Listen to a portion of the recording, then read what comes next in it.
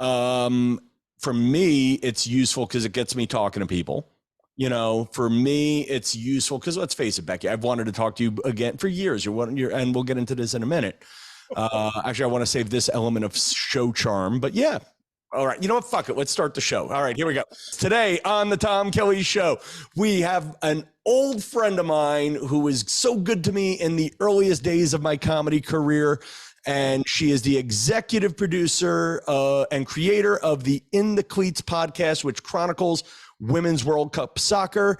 You're going to have to check that out. And Becky Donohue is here. You know what? Let's start the show. The Tom Kelly Show. And then that's how I judge. This is how I judge, Becky. If they dance to the theme song, this is it. It's going to be a good interview. And here we go. Trigger warning, spoiler alert, someone watch your balls. You are experiencing the Tom Kelly Show. We are on Zoom. I'm recording on Thursday, July 13th. I'm going to air this whenever our guest tells me to air it. It's a podcast I've wanted to do. And we've said this before on the show. Half of why I podcast is to just get old friends to take my calls. It makes it less awkward.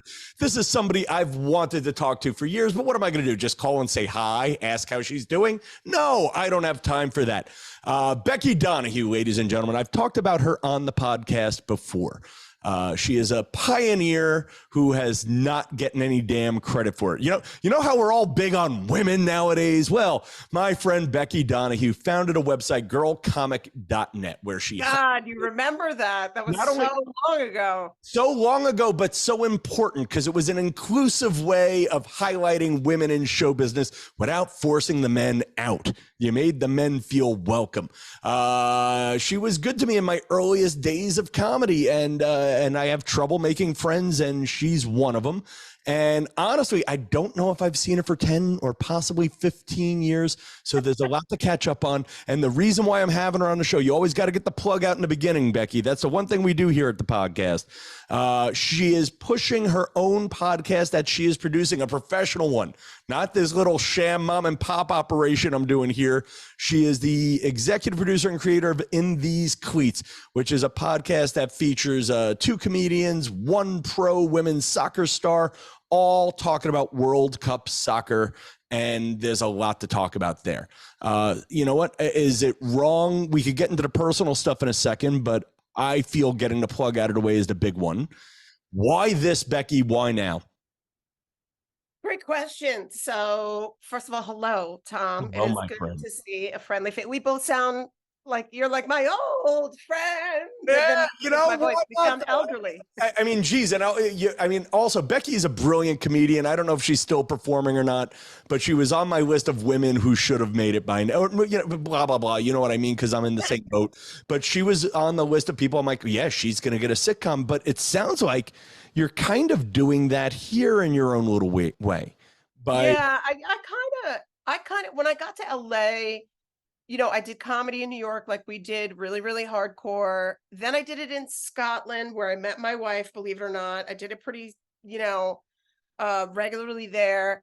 And I got to LA and I was like, I can't start this from ground zero again. I can't. Yeah. I can't do your open mic. I can't be out till 4 a.m. I can't. And I just felt I had paid my dues.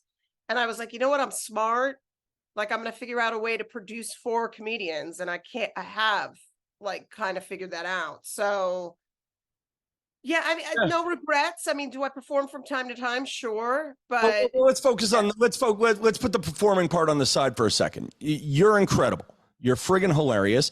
And you're now teaching other people how to be funny. I've been watching the trailers for These Cleats and it's fun.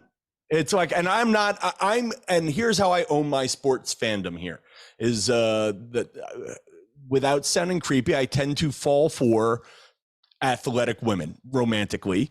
And we'll put that on the side for a second. And then on top of that, I love women's sports, probably for people our age in that I loved it before it was cool. I love the underdog. I mean, that's why I love women's soccer. One, it's only every 4 years, so I don't have to focus that hard. Like I don't have to like it's not like the Yankees where there's a game twice a day sometimes. Twice a day, double headers. I don't have an attention span for that. But what I like about women's sports, and it's kind of changing because it's cool now, is it's always been underdog. It's people playing for the love of the game. I know what you played in high school or college, you played soccer. I played in college. God, you have a good memory, Tom. I can remember everything from 20 years ago, and I can't remember where I was an hour ago right now. Crazy. Yes. I played D1 sports in college. I played field hockey and lacrosse for Rutgers. Okay. You were actually good then, or right? When I was younger, I played at a fairly high level. Yeah. But I will tell you, like the part of the reason that I got into this podcast, and I'll tell you about another show I did before it, is something is changing in the world of women's sports. Like you started to talk about it, and you're 100% right. Like I started going to these Angel City soccer games, which is the team that Paige is a part of. And it's an NWSL expansion team, and it's brand new here in LA. There are 17 to 22,000 people at every game, at regular season games.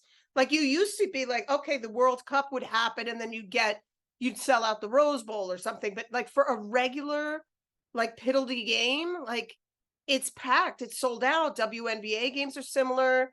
I think there's a stat recently that this last the NCAA college championships for women's basketball did better. Much better. Yeah, better than men's. Yeah, which is astonishing. You know, here's why I always loved women's sports, and probably why I'm about to give up on them. Is I loved women's sports when nobody was watching but me. And I loved it because it was a love of the game. You knew, I mean, this is oversimplifying it, but it was like AAA baseball. It was people playing for the love of the game with no hopes or dreams. And even the best in the business still had to have side jobs. Now, I mean, don't get me wrong. I believe in equality, blah, blah, blah. I just don't support successful people. There's a difference. You know, I think it's more that you like to be in the know, like you like the cool thing. And then when everybody likes it, you're like, oh, now I want to put this aside. Well, you know what it was? I date the love of my life. Blah, blah. There was one girl I dated after I probably knew you well, who played pro basketball. And there was a heart-wrenching romance to it. And in the end, the relationship, without getting too into it, was probably a lot of just Skype phone calls and whatnot. And it was a lonely thing. She was going to play and to experience her art. She loved her art so much. She had to go to Germany and go to Sardinia. I didn't even know that was a country until she went to go play there. Oh, that's what happened with the whole Brittany Griner thing. Like the women's basketball players make 10 times what the women's soccer players make going abroad to play. It's fascinating. Yes. And even then, and now it's just like, all right, well, now that you're rich too, I find people can become douchebags. But with women's soccer, it's still something that needs a little bit of a push to even, like it's still kind of like an underground sport in America. Am I right about that? Well, I mean, I think the U.S. women's national team is a different story. I think that they are like just a legendary team in the United States. Like everybody remembers that game from 1999 where Brandy Chastain ripped off her shirt. I mean, that was like a turning point in women's sports, and they win all the time. So I think that team aside, women's soccer, like the main pro league that's here is the NWSL. And I think the main thing is like, okay, sure. Do certain parts of the country and certain teams need more fans? Yes. In California, all the teams do well. Up the entire Western Seaboard, they do well. Portland does well. Seattle does well. But then you get to like, North Carolina and some of these other places, and how many people are in the stands, I'm not sure. And then the women they get paid surprisingly low sometimes. Like, what do you get? Well, what do you get? Like, if I were going to go have a gender reassignment and play women's soccer, how much would I be making a year? Well, it depends. I mean, like if you're Trinity Rodman, a hell of a lot, who's Dennis Rodman's daughter, by the way. Okay. And she's an excellent player. And she was like the #1 draft pick in the NWSL. She's on the U.S. women's national team. She's a player to watch. You'll watch her, Tom. You'll be like, holy shit. She's so good. She scored 2 goals, I think, in the friendly against Wales that just happened. So she's getting paid a lot, but if you're a standard player, I think sometimes it's like 50 grand. And then they're making more money when they do get brand deals and things like that. But I think they're getting paid better in the WNBA, to be honest. And then they could go abroad. What are they at 100 grand in the WNBA? Even it's a short they could go to Russia and make 500,000. Well, no one's going to Russia now, but they could go to Turkey. They could go to these other places and make 500,000 in the off season. There was a player, I think it was out of the New York team. And they're like, oh, that's a great Aston Martin you got there, like somebody said. And they're like, oh, is that, I didn't know that WNBA money paid Aston. She goes, it doesn't. Turkey money pays for that Aston Martin. You know what I mean? So it's like people go to the games in other countries, No, I think the way it was in Russia is it was a way for these sort of Russian oligarchs to kind of hide their money and pay back the town, like almost like a mafioso would. Okay. And they would lure all these big American players, pay them a lot of money, put on these shows for the town. I say shows because they were really that the tickets were free. They would just give them out in the town, pack it. And that was like their thing to do. And it was a way of these like oligarchs kind of ingratiating themselves into the town. And so it's not really a for-profit. It's almost like, but you could look at men's sports and like what Saudi Arabia is doing right now with Live Golf and all that kind of stuff. Like, I don't know how much profit's making there. They're kind of like sports washing. They're like washing their money through American sports in a way. Oh my God, see, you've now outsported me here. That's only because I work for Meadowlark too. That's the only reason I know that stuff. I would never know it otherwise. No, and that's okay. Cause like, I'm the cute cheerleader in the stands. I mean, like, and it's funny, like I had a screen cap of this. I think women's sports are about to be big and I'm about to jump off the bandwagon. I have a screen cap here of Crystal Ball. I think she was on MSNBC. I saw this on my TikTok, and her line was, the NCAA has a hot girl problem. I don't know if you're on the TikTok, Becky, but it's a lot of the last year or two. There's a lot of like, my stand-up joke is I love taller, athletic women who are questioning their sexuality, and usually after 4 dates with me, they have their answers. But I tend to fall for tall, athletic women, blah, blah, blah. And now what's happening is now that everybody else is falling for them, they're all shaking their asses on TikTok. Well, they're making a lot of money doing that now. See, that's a thing. Yeah. And now let me own me being the balding old white guy here, hitting on women way too young for me, and owning that it is a problem. Are we watching for the sport, or are we watching for the ass shaking? And then I'm going to go an extra step. Do we need to turn women's sports into glow girls? And is that happening on their own? Like, I just watched the American Gladiators documentary, and that was more of sexualizing both both genders. But it was muscles and spandex for men and women. And when I was a kid, I loved my female American Gladiators. I loved my Diamond. I loved my Ice. I loved my, there was Electra. Those are my first 3 crushes. Channel 5. Well, I mean, Gladiators and, Glow and wrestling, like, you have to objectify. I think the men get objectified in that as well. Yeah, so, but owning that, but like the Cavender twins. I have a friend who knows sports. If you know the Cavender twins, you know sports. That's very good. But also there's a lot of people who know them from TikTok more than sports. And I'll argue what they did for women's basketball was they reminded me to pay attention. I mean, that's the interesting thing, but they were also doing it in a way that may not have been great for sports. They are thirst traps. You're not wrong. They are thirst traps. I mean, look, I can't blame them. They're just using what they got, and if they're making women's sports better, great. Is it somewhat problematic? I mean, I think yes, because, they're actually getting money. They're getting like NIL deals off that, right? And so like, you have to ask the question, like, 2 hot blonde girls, is the black girl from the inner city project that's like 10 times better. Is she getting the same NIL deal as the Cavender twin? And the answer would be no. There was a great thing I read about, remember Maria Sharapova? Remember her, the tennis player? Okay. We all were in love with her. Yes, the hottest thing, right? She was the hottest thing. But at one point she was making more money than Serena Williams. That should never happen. Well, or because we get into though, and I could make this about male sports too, is does every team need a thirst trap? Do you need, one A-Rod or one Derek Jeter for every, and I'm trying to think of an ugly baseball player, an ugly Yankee, but do you need like one Derek Jeter to offset 5 ugly Yankees to play the damn game?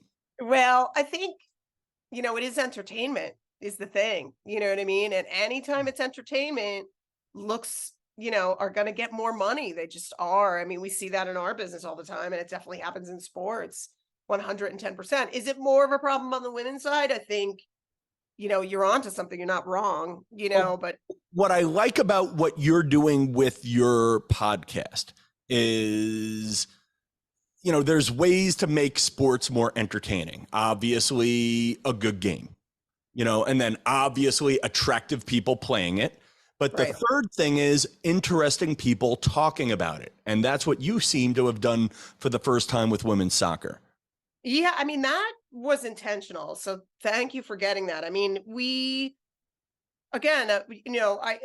I work for a very funny show, but it's a lot of dudes talking about sports. It just really is. It's a lot of dudes talking. And then when you go to the women's side, it's even worse. It's like women talking and men talking about women's sports, but like with it could almost be AM radio, with like no sense of like comedy or a bit, or they're a little more advanced on the men's sports talk side. They will incorporate comedy a bit more, though it's a minority of shows that do that.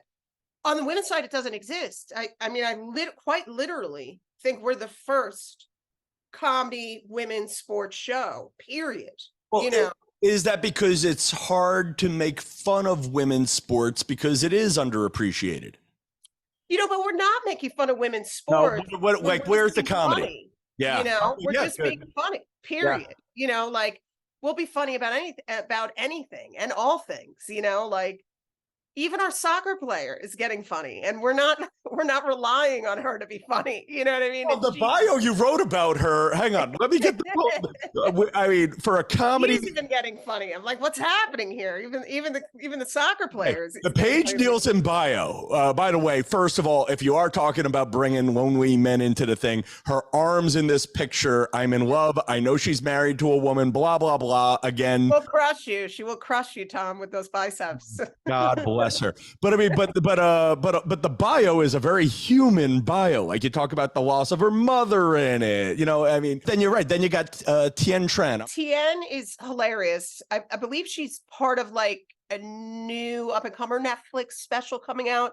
But she plays Ellen on How I Met Your Father with Hilary Duff. I was in a writer's room on a show with her. That's where I met her, and I'm like, this girl is a star, and she just really is.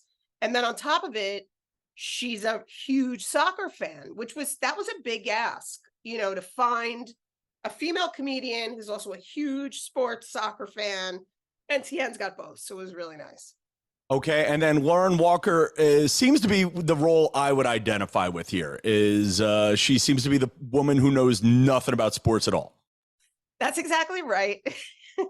Lauren is much more of a theater geek, and we brought her in. First of all, Lauren was just so funny. She just crushed the audition, even though she knew nothing. And so we just thought it was like such a funny character to have this like recruit, where the whole premise of Lauren being on the show is that Tien and Paige are trying to turn her into a soccer fan, and she fights them at first. So it's quite funny. It's quite funny. Have you recorded all the shows, or are you going to be following this all summer? We're going to be following this all summer. What we have is we have about half of them recorded, and we've left holes in the show for the stuff that's going to happen almost live, like the World Cup coverage and the games of the moment that, will slip in at the very last minute. Okay. And now here's where I am going to ask you if your podcast is doomed.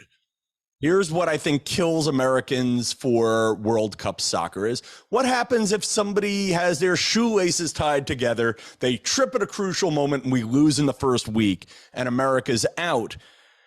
Does that kill the podcast? No, I don't think so. And to be honest, the American women are so good. I know. I'm highly unlikely. I know. Yeah, I get it. But like, it's like, but again, I'm watching this. One of the last 3 World Cups in a row. You know what I mean? Like they're really dominant. It doesn't mean they've also lost a couple times. So it doesn't mean they can't lose. They have lost. They could lose. It's doubtful, in my opinion.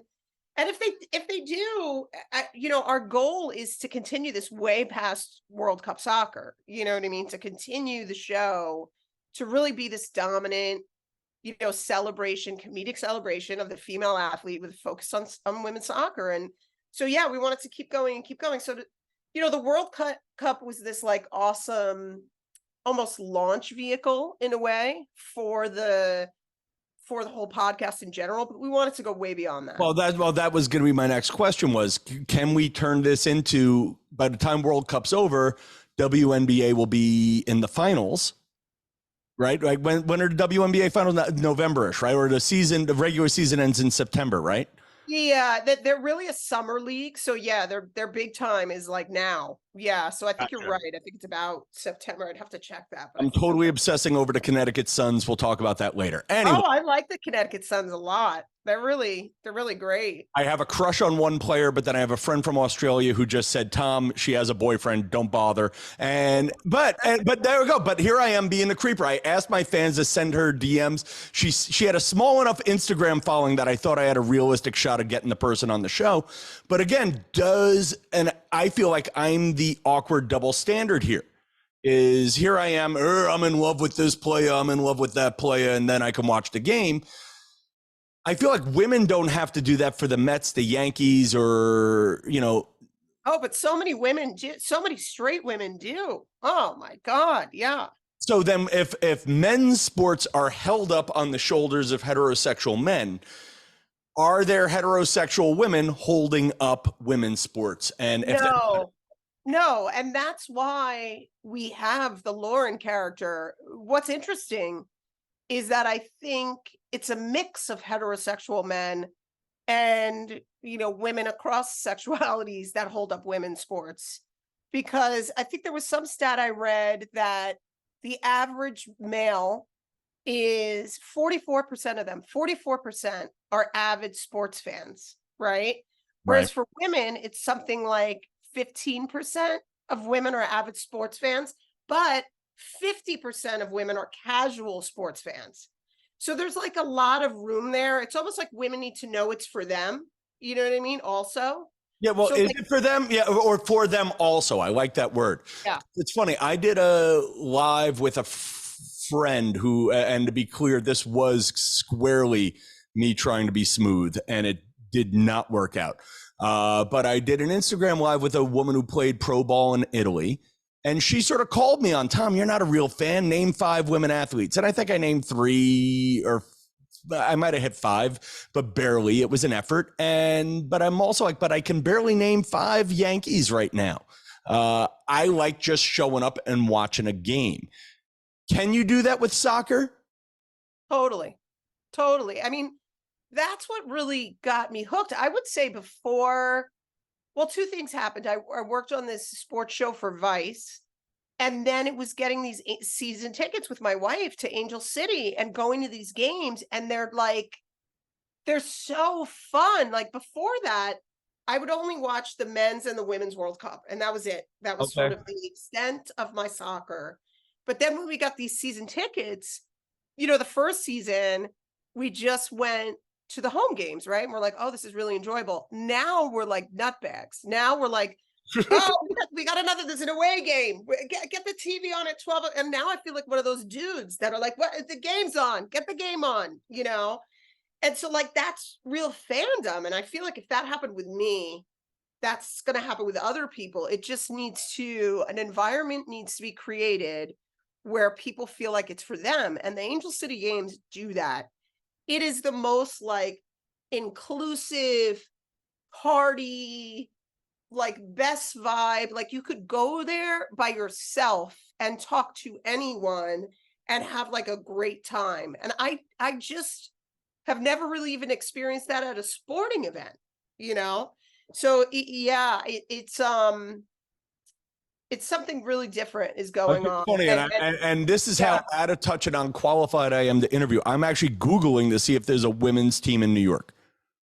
There is Gotham. Gotham. But I think they play in Jersey, Tom. You know, and so that bothers me because that makes me feel like. But I think New Yorkers are not going to go out to Jersey, because sometimes I look at them in their away games when Angel City's played them, and I'm like, there's barely any people there. Why? Because it's in Jersey. You know what I mean? I'll go the other way for a minute. As a comedian who does the road, I think, you know, the problem with New York is there's too much going on too. It's too expensive to do anything. You got to pay the stagehands $1 billion. You got to pay this one $1 billion. You go do a show, kind of like your line about the little mafiosos.